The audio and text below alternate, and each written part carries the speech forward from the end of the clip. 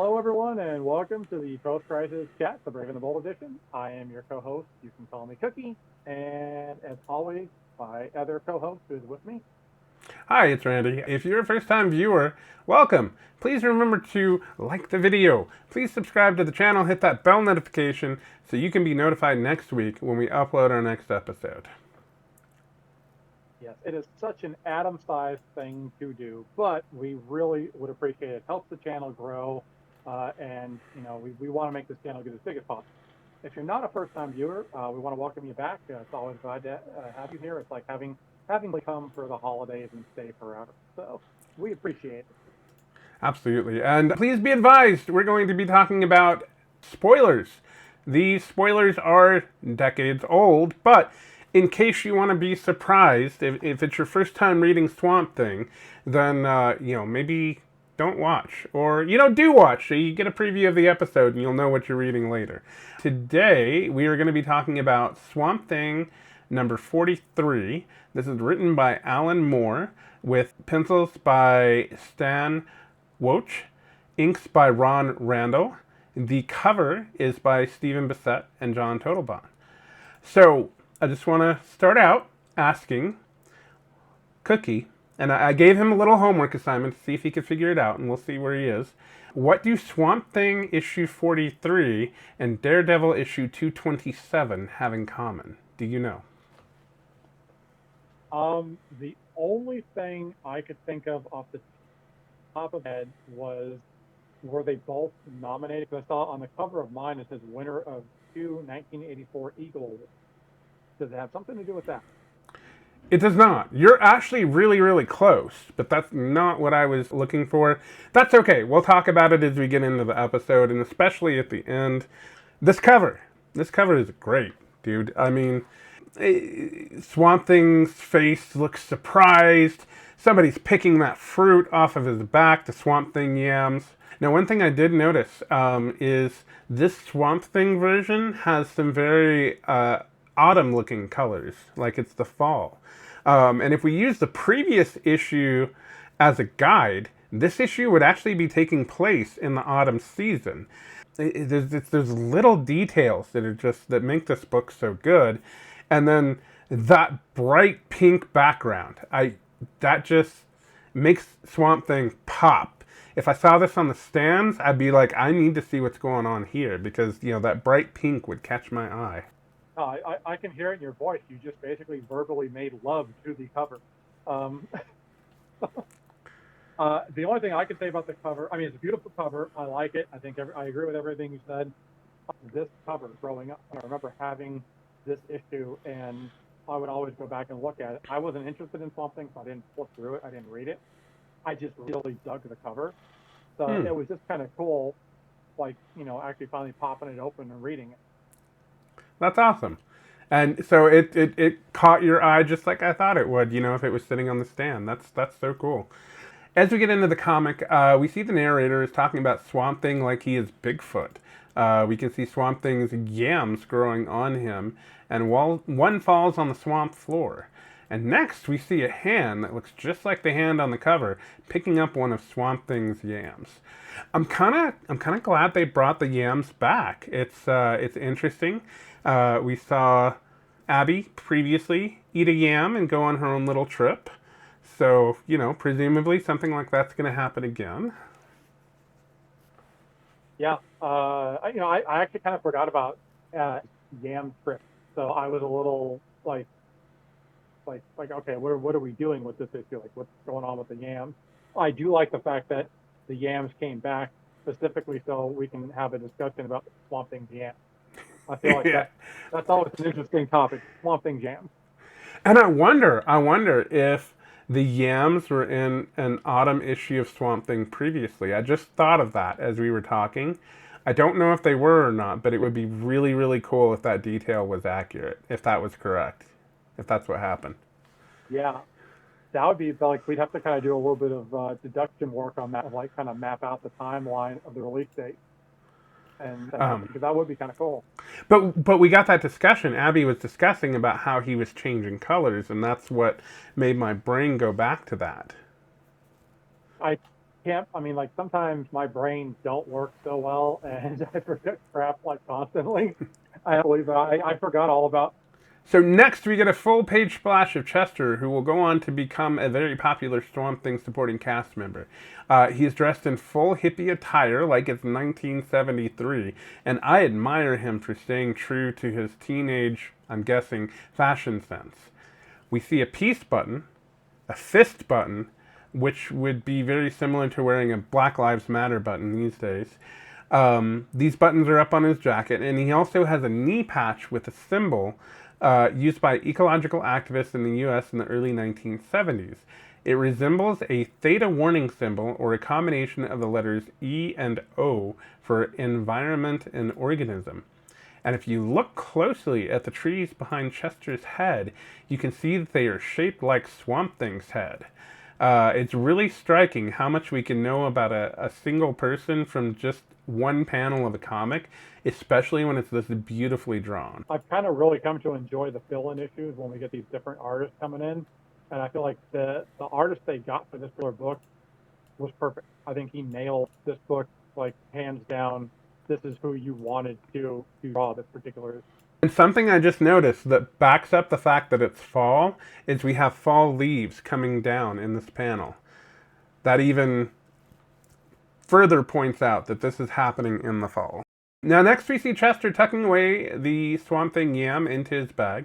Then Chester proceeds out of the swamp, singing songs he really doesn't know the lyrics to. I can relate.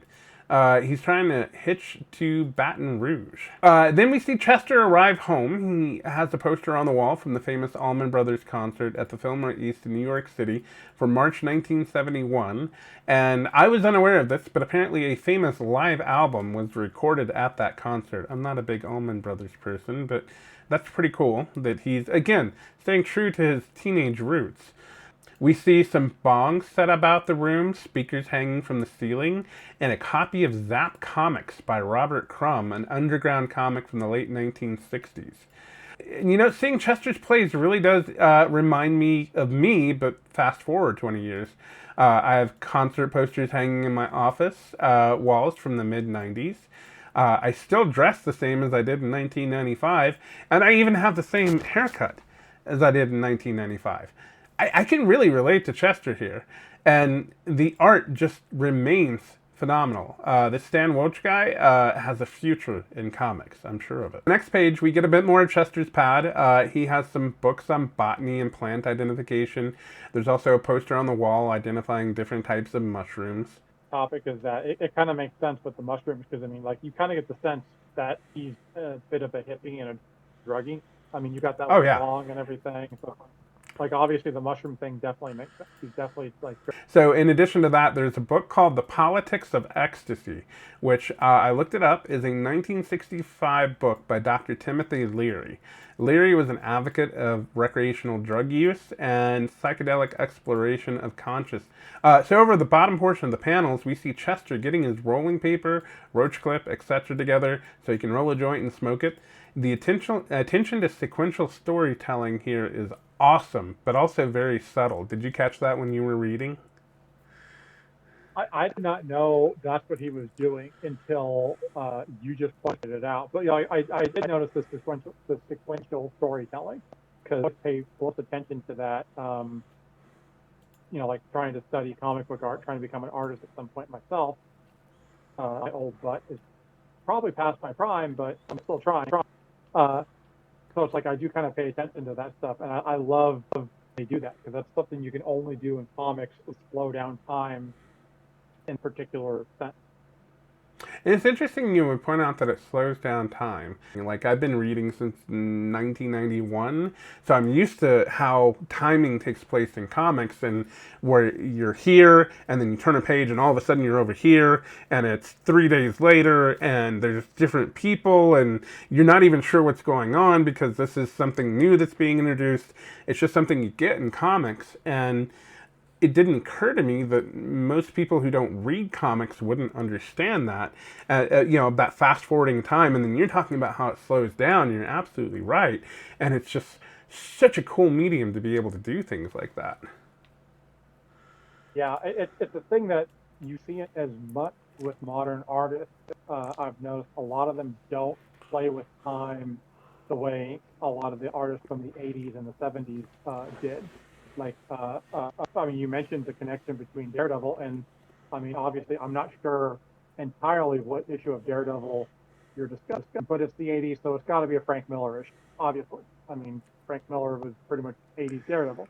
You're right And about he was that? a master of, yeah, it's like he was a master of being able to take time and manipulate it in a book of like one page. He can slow down, like have 1 minute take place on an entire page, and the next time it's like you go from days, and he just you don't see that anymore. We see a book called Don Juan, a Yaqui Way of Knowledge.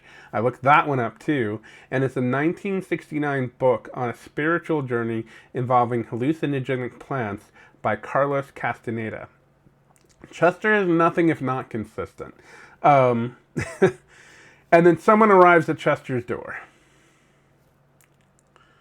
Real quick, I do want to point out, and I haven't pointed out, but just ask the question. I would be curious. I would love to see the script, the original script that Alan Moore wrote, just so like I would be curious.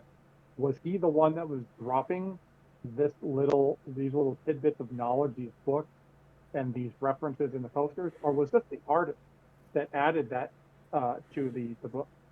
Because I know the way Alan Moore typically writes the script, I think I've said this before, is it is like a chunk. It is like a huge chunk of a description of like kind of like what's going on, and the artist kind of has to skip away and decide. So Dave was at Chester's door. Chester asks if Sandy is doing any better, and Dave sobs into Chester's stomach. The cancer is inoperable. Sandy is in pain, and Dave is here hoping that Chester will have something that can help alleviate the pain. The facial expressions and the body language here are spot on. The artist did an amazing, spectacular job conveying that emotion. Like, this is the best emotion I've seen in a Swamp Thing comic book. Like, from the beginning, when we started reading, this is the absolute best. And I gotta be honest, this page was a really difficult one for me to read. And sorry if I get a little emotional here. My spouse is a cancer survivor. I've been in Dave's shoes. Watching a loved one in pain like that, there's nothing you can do about it, is the hardest thing in the world. You know, when I was writing this, I started getting emotional, and it's happening again now, as I'm remembering how tough it is to go through that, and how you'll do anything to help your loved one feel better. It can be very rough. And Cookie, if you're okay with talking about it, I think you've been through some of the same things too. My brother died of cancer, and as I'm reading this book, we are literally days away from the anniversary of his death. Mm. So it's like the timing of this just like freaking sucks. But at the same time, it was a little bit like cathartic, I think, to kind of, and especially it's like the timing of it, and then reading one of his favorite writers. And I believe he really enjoyed the Swamp Thing run that Moore did. So it's like, it was like, kind of like, okay, well, I'm emotionally like hurting, but at the same time, I'm smiling because I'm like, all right, I feel a little closer to him at the same time reading this. So That's amazing. I love that. the thing that kind of caught my eye was just, and it's we've put it before, it's kind of a staple in Swamp Thing comics. There's always like foreshadowing of stuff happening, and I kind of like in that top right panel where while the story is going on, while everything's happening, in the foreground is the diced up yam, almost like it's symbolizing like, okay, something like this is an important piece of storytelling, that this is setting up for something that's going to happen later on, and you're going to see that yam pop up so many places in this book, and they did such a beautiful job of like doing that and making it feel important by having it be a centerpiece. In So then we move on to the next page. Chester starts to ask how long Sandy has left, but falters kind of in the middle of the question. It's a hard topic to discuss for sure. Dave is pretty sure that Sandy will pass in the next 48 hours. Dave begs Chester for something to help with the pain. Alas, Chester is on a cleanse and he does not have any drugs in the house that will be helpful. Or does he? Chester remembers the Swamp Thing yam. Chester thinks the yam is psychedelic and thinks it might help, but he isn't sure. He offers a piece to Dave at no charge. I want to point out how on this page, the lovely way we get the two men reflected off one of the bongs. The coloring here is perfect. It draws attention to the Swamp Thing yam, just like you were talking about it did on the previous page. It does it here too, and this is where it really caught me, that it was really drawing that attention. And this, I could see this, like this looks like a real life reflection that you would see in person. I just, this panel is just over the top amazing for me. The artist who did this is just chef's kiss, 10 of 10, no note. I'm a sucker for this in comic books when you get reflections drawn, because this is something I am horrible at. I'm a novice when it comes to drawing comic books, and I want to be able to draw a picture like this. And so whenever I see a picture done in a reflection, and this, the way that this was with this, I mean, everything's rounded out, and you've got like the hand holding the yam, and it's very, very like prominently like in the foreground of the reflection, over the background. It's beautifully done, and I wish I had that talent at the moment to be able to pull that kind of move off. So, like, it's a great panel. So the other thing I wanted to note on this page before we move on, and this is just a little attention to detail that this book has. I don't know, I wear glasses whenever I don't have my contacts in. And if you've ever cried while you have glasses on, it messes up your glasses so bad. And the fact that Chester is just taking a moment to clean off his glasses after he's had this emotional discussion with Dave. Again, just the little details that make this so perfect. I want to point out that the panel above the bong, there's another great panel where it shows the yam in the foreground, again, like signifying the importance of it. But also I want to point out, I love the heavy use of shadow in this particular issue, because there's quite a few panels where shadows are very prominent, and it adds a really great dramatic effect. Like that panel, it's just, like really said, it's just the yam, and I think all he says is like, but this heavy use of shadow is kind of like conveying the sense of emotion, this heavy emotion that's fitting on characters. Yeah, I didn't catch that. It's kind of subtle, but it definitely does. It puts like almost like a blanket on the whole situation, you know, weighing everything down. Good call. Chester sends Dave on his way with the yam for Sandy, and Chester just looks deeply sad about the situation, which, again, the artist conveying emotion here is just phenomenal. I keep saying that. It's so good, but it's just, this is the best art I've seen in a Swamp Thing comic when it comes to that kind of thing, the facial expressions, the body language, the emotion. And then there's a knock on the door, and Chester thinks Dave has come back. And before we move on to the next page, I want to point out the right before the clock, where kind of like looking down at the yam, and he's got his head kind of tilted like that. Almost, again, foreshadowing. It's almost as if he's looking at the yam and contemplating something that may happen later on. Gotcha. We see that Milo is knocking at Chester's door, and Chester answers thinking it will be Dave again. Milo's plug is out of town, and Milo thinks Chester might have something for him. Once again, Chester expresses he is clean. Milo locates the Swamp Thing yam, and Chester informs him it is something weird from the swamps. He is pretty sure that Milo doesn't want it. Milo is sure that it's drugs, and also sure that he wants it. Milo, I thought, was really well designed. The art job on this character, because he looks like a scumbag. Like the moment he shows up, you automatically get the sense that this guy is not a cool dude.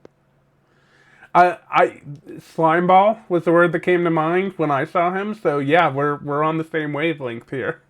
I'm noticing that Milo just kind of leaned against the desk and knocked all of Chester's things over, including his ashtray rolling paper tray thing. And we see Chester get out a broom and have to clean up after Milo. Like, when I read this originally, I didn't catch on those little subtleties, but again, it's just that sequential storytelling, and this artist is so good at it. Like you said, bring up the storytelling. To me, this feels like an probably an underrated book for artists now to study. Like people getting into comic books that want to study how to do comic books. I feel like this would be a really good issue to study because I mean, Yeah.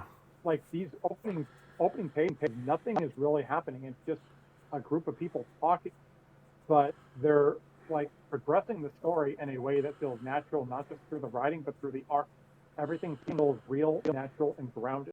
I hadn't thought of it like that since I'm not trying to become a comic book creator myself.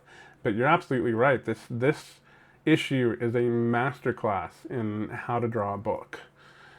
So as we move on to the next page, Milo insists on taking the yam and argues up his price to $15, which is ironic because Milo doesn't have $15 with him. He finally talks Chester into letting me have the yam. Of course, Milo, being the selfish scumbag that he is, grabs the biggest piece of the yam for himself. He even calls it out and says, I'm gonna get this one because it's the biggest. And then the anger on Chester's face at the end is just, oh, that emotion is so good. And he's just like, he's saying, son of a bitch. And you can see that he's pounded his fist on the table because he is so pissed off about the situation. I can't express how good this is. Again, the end of this interaction mirrors the end of the previous interaction with Dave, where Dave, the end of that interaction was a shot of Chest at the table, head tilted, looking sad, eyes on the yam. Now we've got Chester angry, fist on the table, eyes on the yam. And these are things that are actually going to play later into the story. Yeah, no, you're absolutely right. But this one was subtle enough that I missed it because there was a couple of pages between two. And you know, at the time I was originally reading it, I was way more emotional about it than I am right now. So all of that combined, I missed that, and that's a really good call. Next, we cut to Sandy and Dave's house, where Dave gives Sandy the yam. And Dave is scared that Sandy is about to die, and Sandy tells Dave that she's allowed to be scared, since she is the one who's dying, and he is the one that needs to be strong right now. This scene for me was incredibly relatable. Just reading it for the show, as I mentioned before, reading this whole book made me emotional. This page very much contributed to it. I probably have a little PTSD around this sort of topic. Thankfully, my spouse did survive her cancer, but it wasn't a sure thing at the time. Being strong in the face of losing one of the most important people in your life is difficult. Sandy eats the yam, and Sandy starts to trip balls. We see Dave asking if anything is happening. Obviously, this is like it is a very emotional issue, and like yeah, that part definitely hit me too. Of like, you know, like obviously my brother didn't survive, so it definitely kind of hit. And then the tripping balls part, I'm glad you mentioned that because like that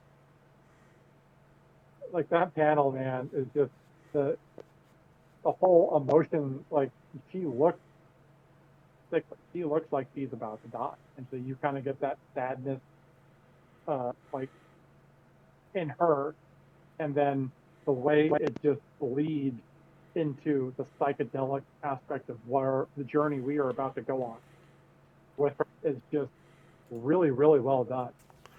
So this is where I really started to notice the interplay between one scene and the other, because next we cut to Milo in a bar answering Dave's question from the previous page, saying, "Not one damn thing is happening. This yam isn't working." The more Milo complains, the more it seems as if the yam is in fact working. Milo Thing starts reliving the memories of Alec Holland, who was blown up in an explosion and whose consciousness got mixed up in the swamp to become the Swamp Thing. Milo Thing is having a bad trip. I love that you call it Milo Thing. That's pretty awesome, actually.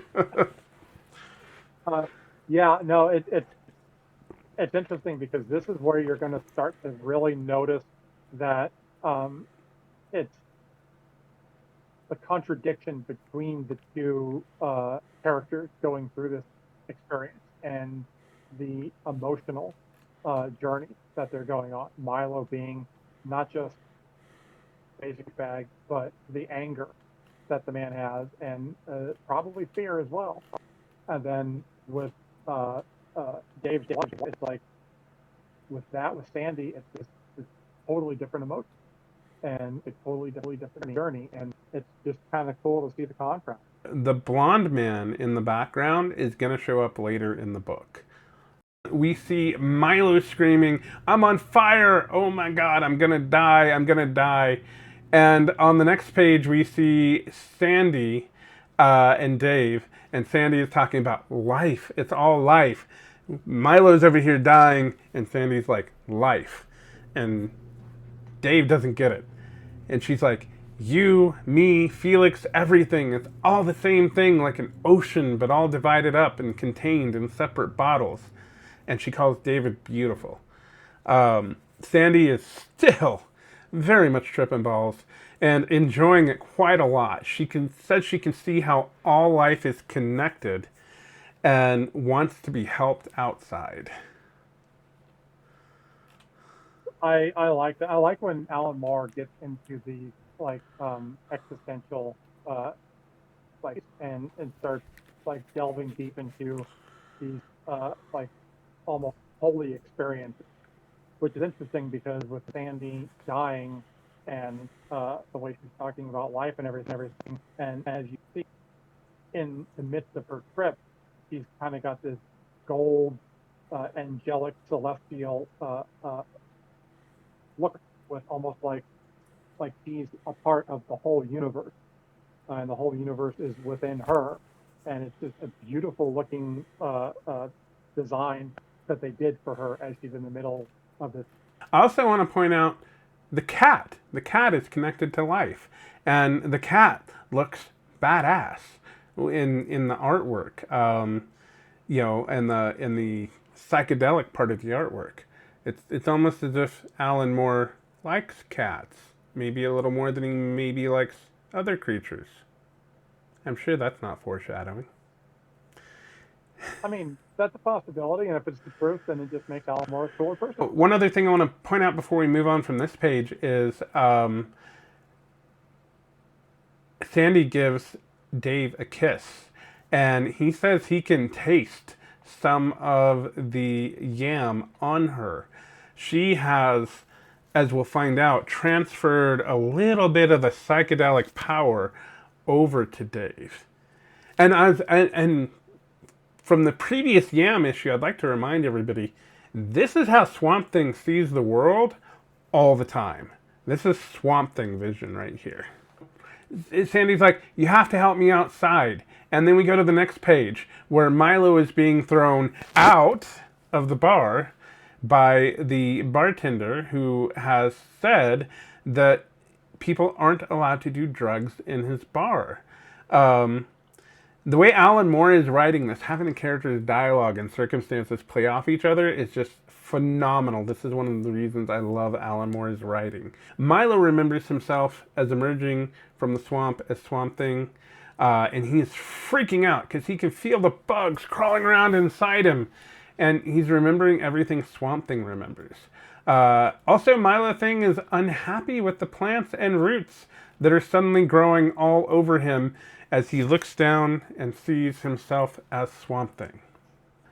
Milo Thing says, "It's growing on me, it's growing all over." And then as we transition to the next page, we see Sandy talking about all over the garden, all over the world, in Russia, in China, everywhere.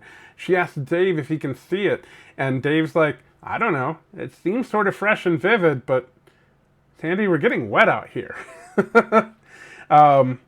Obviously, Sandy is super connected to everything that's going on, seeing all of those connections in the psychedelics. And Dave's like, "Yeah, it's pretty vivid, but it's probably cold and wet, and we're standing outside." Yeah, he didn't get enough of the psychedelics to go through the trip that Sandy is going through, obviously. But it's Sandy's trip is just, it's so beautiful, and especially like not just the contrast of the life and death stuff that's going on, but also like how bright and beautiful Sandy's journey is as she's dying, and Milo's is just so dark and bleak, and like the color contrast is like these two stories are playing off of each other so well that it just makes the story really, really beautiful. It really is. Dave seems to be almost experiencing a slightly duller version of what Sandy is experiencing, which almost makes me a little sad for Dave because he isn't getting to see the awesome things that we and Sandy are getting to see. As Sandy continues to see the connections of all life on Earth, she senses that icicles are afraid of the sun. Icicles and herself, that there is no need to fear at all because all life is connected. It's a circle and everything will just come around again. The water will turn into vapor, which will then rain down from the sky as liquid, which will then freeze as icicles again. And the same thing's going to happen to her. She will go back into the all of life there is and be recycled out as something else, just like we all will. Now, while I do really enjoy the art here, it's great. It's amazing. The coloring is great. I am kind of missing Bissette's art a little bit here too. If there's three things that man can do, it's animals, psychedelic scenes, and the undead. This page is containing two of those three things, and I miss him. I miss him just a little bit because he does them so well. Yeah, the psychedelic, it's good. It's very good, but Bissette is really talented when it comes to pushing the boundaries for what he's capable of doing with, like you said, the darker elements of storytelling, but also that psychedelic, trippy stuff. And it would have been very interesting to see how he would have handled this. I'm assuming it's because this was done as to give him a break to catch up on the upcoming stories. But it would have been kind of nice to maybe like have him do certain elements of this story. Yeah, that would have been cool if the other artists had done the non-psychedelic parts and Bissette had come in and done the psychedelic parts as a kind of a collaboration. I think that would have made the book even more perfect than it already is. At the end of this page, we can see Sandy saying, "There's no need to fear at all." And then at the beginning of the next page, when we're back to Milo Thing, he is yelling in fear. Milo Thing continues to insist that he is not Holland, he is Milo, and Holland is dead. But it doesn't seem like Milo Thing believes himself. Then what I thought was Frankenstein's monster at first, but I did some research and other people said it wasn't. It looks like Frankenstein's monster to me. Asked if Milo Thing can spare a couple bucks. And then as we go on down this page, oh, sorry, go ahead. I actually, it's not Frankenstein's monster, but it is. It's a DC character called the Fourth Man, which made me chuckle when he literally says, "a bad patch at work, man." I thought that's kind of a cheesy pun, but also kind of funny. After doing some research, these hallucinations that Milo Thing is currently seeing are all past Swamp Thing villains from, some of them are from prior to Alan Moore's run. And this is more calling back to the past in a really cool way. I've heard that the issues before Alan Moore's run aren't very good, but now I kind of want to go back and read them. Towards the bottom of the page, we see some villains that I do recognize in the Mother of the Vampires from Rosewood and the Monkey King. I really do dig all these callbacks. This is how you write a comic. Thank you, Alan Moore. Milo Thing continues to freak out, feeling bugs, rotting things, and etc. inside himself. At the end of this page, a lady of the night, who Milo Thing is hallucinating as being the vampire queen, says, "Hey creep, I'm talking to you. Let a little love and affection in your life, why don't you?" And then we go to the next page where we see Dave and Sandy are having a little bit of love and affection with each other. Probably the most beautiful goodbye they could ever have. And again, I really miss Bissette's art for this scene. This is one of the few instances where I think it would have been better to have him on pencils. Definitely, I agree, because this feels like it would have been really well drawn, more, and I can come up with a better way to say it, but like it's very well drawn.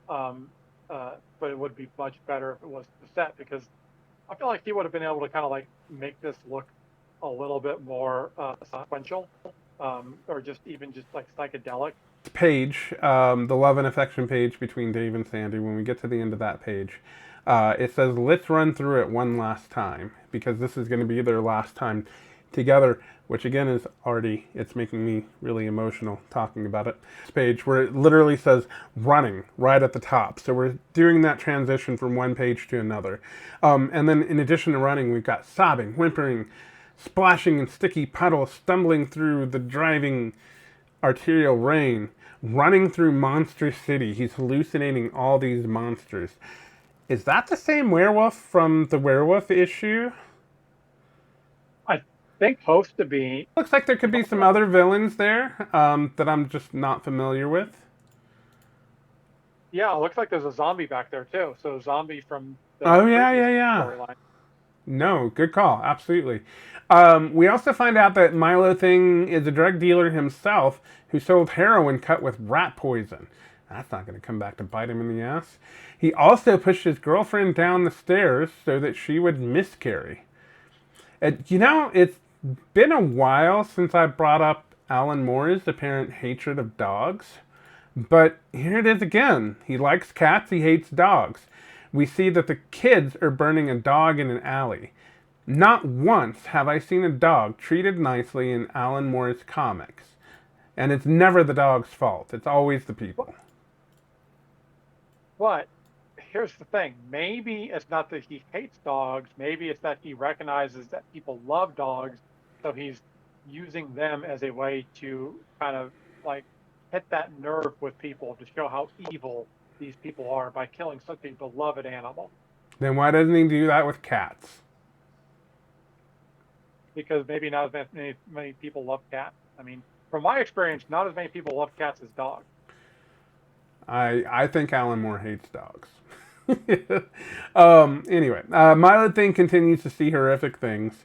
At the end of the page, we see him running from what appears to be an alien. Based on research, that alien race is actually going to show up again later, but it's going to be about 46 issues before they make a callback to it. And that is some hella foreshadowing right there. Moore wasn't even writing the book by then. That's actually more foreshadowing, or is that the typical case? Alan Moore tends to write something in a comic book, and then a creator that takes over later falls back to it because he does. Well, so Alan Moore and what the hell is his name? Vetch? Yes, Alan Moore and Rick Vetch are friends. So it could be either of those things. Ever again. So we get the alien asking Milo Thing, "Don't you see the light?" with a "Don't Walk" sign next to him. And then that actually cues up the next page where Dave says, "Sandy, there's I can feel some sort of light. Again, that from light to light is just, ooh, perfection. Sandy informs Dave that it is the sun. Dave says it's nighttime and raining, and Sandy says, not that sun, and wants a kiss. They do, and as they kiss, Sally's arms, they stop hugging Dave, and she passes away. I thought the sun that she is talking about is her going towards the light to join the rest of the earth. But I don't know. There's nothing in here 100% that tells me that. I was wondering if you had any thoughts on it. I think he left it ambiguously enough to where it could be. The sun can represent the light of entering like another world, another dimension. If the sun could mean Jesus to people that are religious, he does it in a way where it's so open to interpretation that it's like whatever you choose to believe happened is what happened. I like that. The scene at the bottom of the page, one thing I'm noticing for the first time is how we go from very warm psychedelic covers, and as she passes away, it goes to a darker blue, more sad shade. As I was reading this scene like legit made me cry. And I'm sure a lot of it is my personal connection to someone who had cancer and was told death was a possibility. As I said before, there's probably some PTSD on my part that comes up and brings up those emotions for me. But just, again, this progression, this panels, the coloring, the art, everything about it is perfect. The coloring on this is, I thought, really well, because I love the fact that, like you said, you go from like coloring very psychedelic, inviting, beautiful, but it's not just that. Like the end is the dark bleak. You're seeing it fade slowly throughout the panel. Each panel, the color starting to fade from what they were in that first page, that very first panel, and I like that progression. I thought that was really well handled. Yeah, I like after the scene with Sandy passing away, I had to step away from the book, and I contemplated not even finishing the book because that scene hit me so hard. But then I also figured it wouldn't be fair to you, it wouldn't be fair to our editor, it wouldn't be fair to the viewers to give up so early. So I did continue on. And on the next page, we see the connection Milo Thing has to the previous page, and he is shouting, "He is not dead." Milo Thing insists that there has been a mistake. He's in hell, but he's not dead. Then we see Milo Thing get hit by a truck. After research, I see that the driver of the truck is supposed to be Anton Arcane. Bystanders say the truck hitting Milo Thing has killed Milo. We once again see the connection to Milo's death. The first thing we see is Chester wearing a Grateful Dead t-shirt. And secondly, Chester is saying that he is sorry Sandy has passed. Dave tells Chester not to be sorry, that Sandy's passing was not a bad experience. The yam was psychedelic and made everything beautiful. Dave was able to taste it by kissing Sandy, but even that little bit allowed him to see so much. Then, of course, Chester is suddenly super interested in his last piece of yam. I mean, who wouldn't be? Blah. Dave tells Chester he gave his wife's last moments meaning, and Chester should feel good. Especially the part with him looking back at the yam. Again, it's another callback to an emotional experience, and it draws him back to the yam. It's like, as much as this story is telling the of Sandy and Milo and their emotional experiences with the yam, it's also telling a temptation story of and the yam. That's a valid point. I hadn't thought that much about it or into it, but you're absolutely right. I see someone accusing Chester of giving Milo some bad drugs that got Milo killed. Now, this is the blonde guy that I mentioned before that I didn't pick up was in the bar the first time I read it. this is, I thought this guy just, was a friend of both of them that just kind of came out of nowhere. I should have known better, honestly.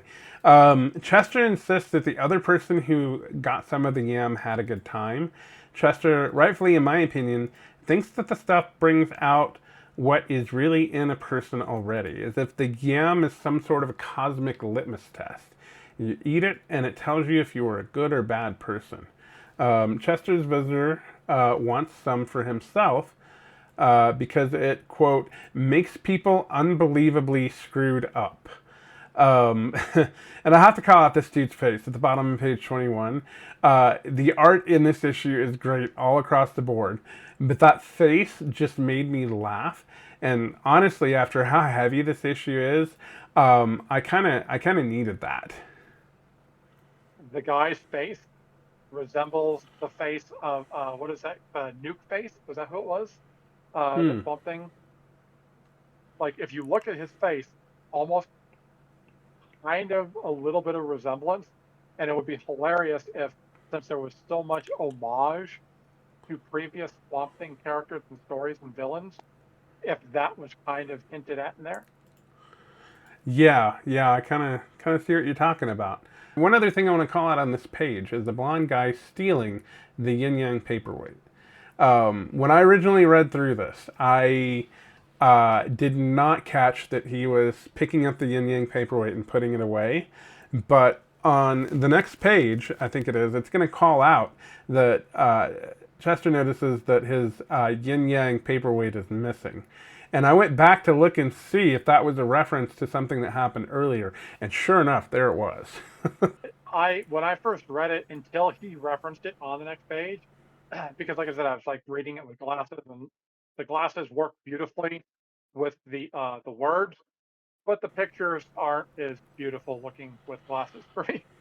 So I thought it was a yam. I thought he was literally stealing the yam. Oh, okay.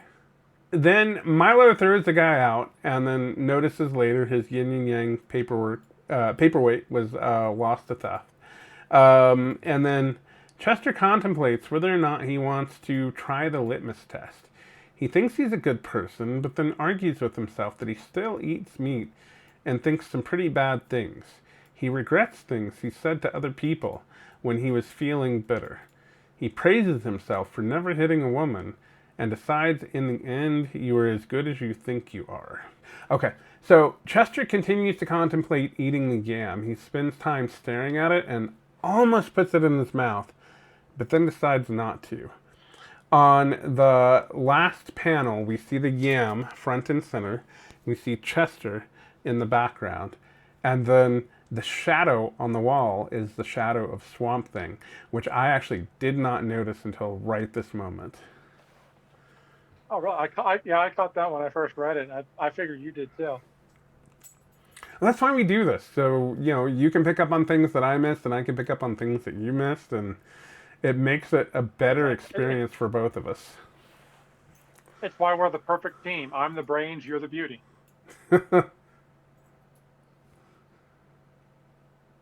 Anyway, my first thought was neither of us are brains or beauty, but, not important. Thank you for the compliment. I will absolutely take it. I wonder on this book if they chose a different artist, because this really isn't a Swamp Thing comic.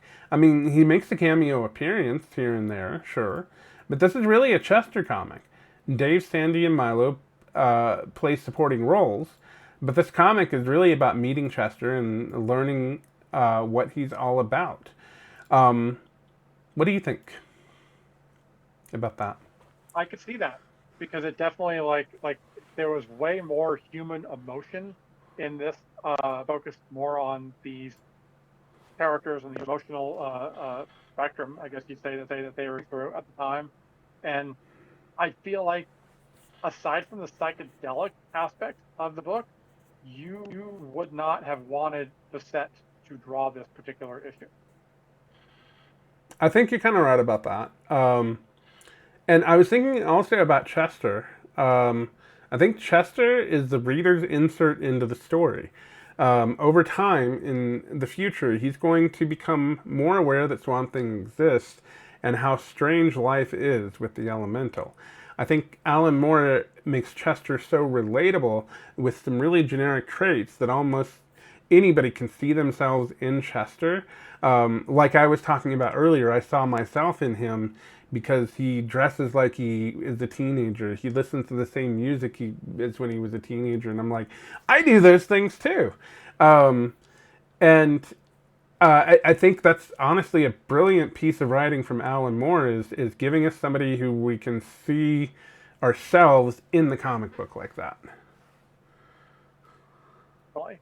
I mean, he did such a good job with the character that he made him likable enough that when you told me he's going to be a like recurring character in the future, I actually got a little excited because I was like, I really like this character, and I wanted to see more of him. Mm-hmm. I really I felt connected to him. He was just a lot of fun. He was just an all around decent character, and I'm happy to know that he's going to come back. I'm a Chester fan. I agree.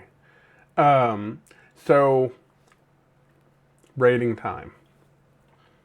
I'm going to give Okay. this book 5 out of 5 psychedelic suns.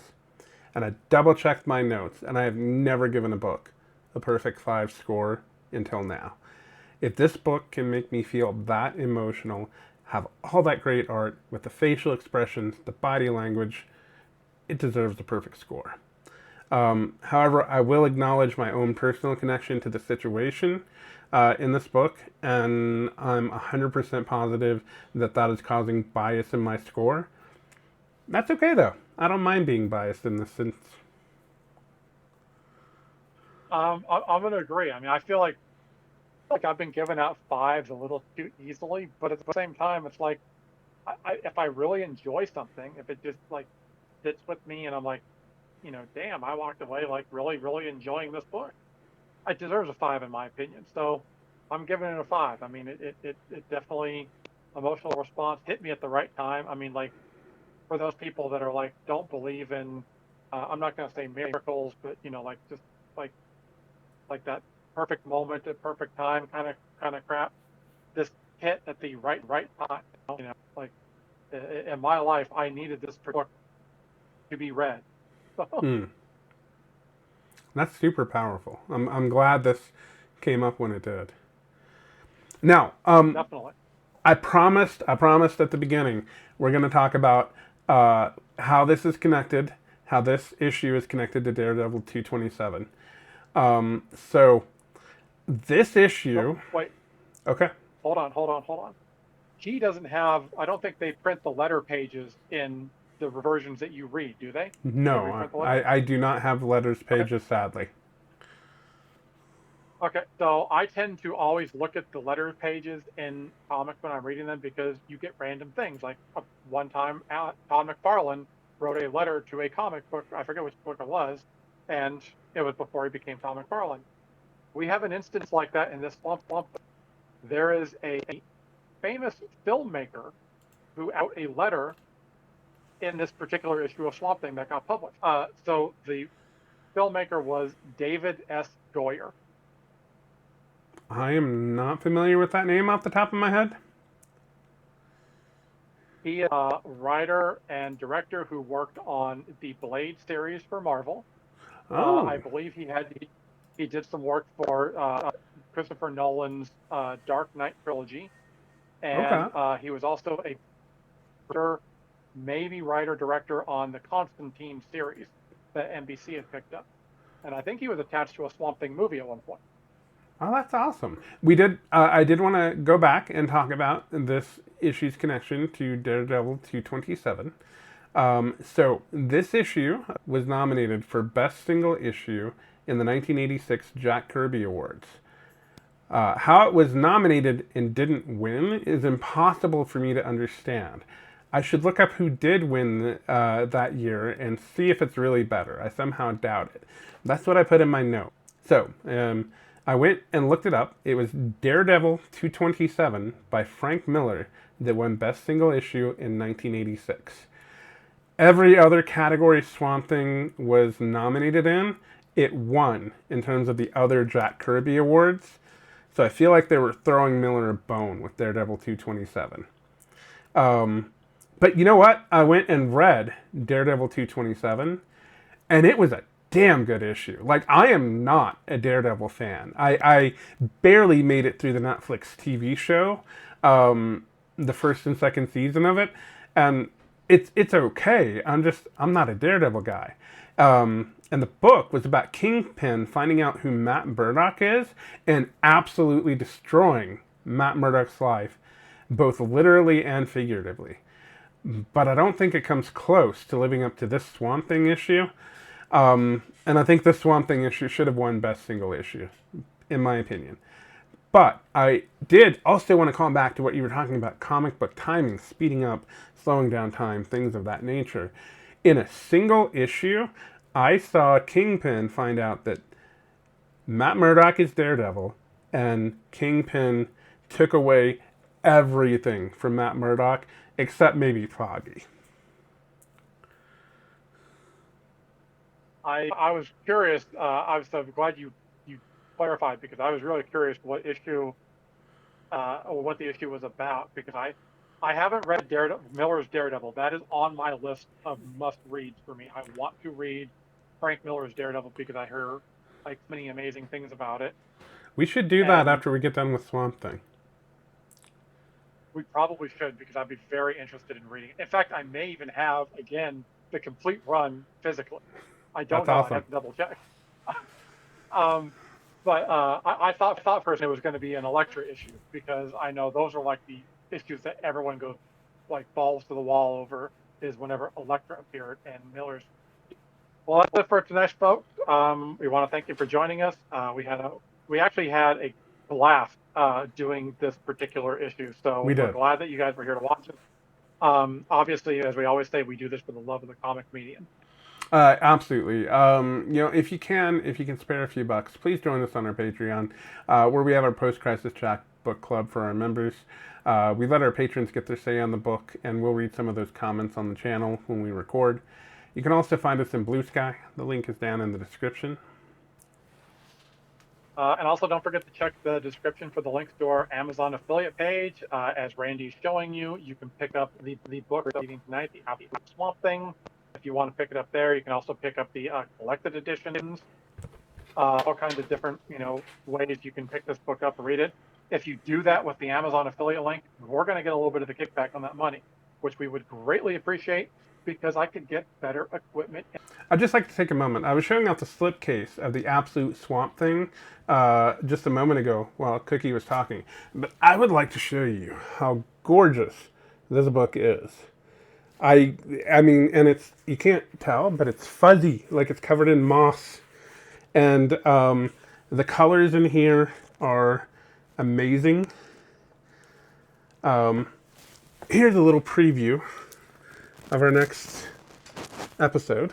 There we go.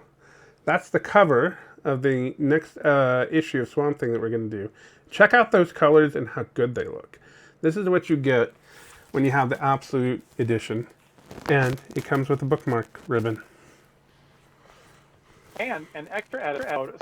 If you get that book and you put it next to your face, you're going to look so much more beautiful. Yes, you will. Absolutely. Women will love you, other men will want to be you, or vice versa, or whatever floats your particular boat. Also, we want to remind you that if you could please give this video a like, hit those thumbs up, give the channel a subscribe, and comment on the video as soon as you see it. These little things help us grow the channel so that we can get Cookie a networking cable to his computer so we can hear his sound coming through loud and clear during the entire video. All right, and then lastly, we got to give a big shout out to our editor, Nacho King. Dude, we couldn't do this without you. You're the best. Nacho King is the one who's going to hook Cookie up with some networking cable so we can get all the improvements we're talking about. So yeah, you're the best, dude. Thank you so much for putting up with us, because I know what a pain in the ass we are. Oh yeah, a pain in the ass, and we appreciate everything. All right. And then, so We were always trying to think of a cool sign off. Do you have anything? If not, I can come up with something. Okay, yeah, no, go familiar, and I forgot it. But what do you got? So I guess tonight our sign off is going to be when in life, if you're handed a psychedelic yam, I say take it, buddy. Yes, absolutely. Always take the drugs. This is a philosophy I have followed my entire life, and it has never steered me wrong. Okay, it steered me wrong twice, but that's way less times than I've always taken the drugs. In all honesty, and I want to keep this in, don't cut this out. In all honesty, I feel a little cheated. Should have gotten high before I recorded this episode. All right, thank you everybody for joining us. I hope you have a good night.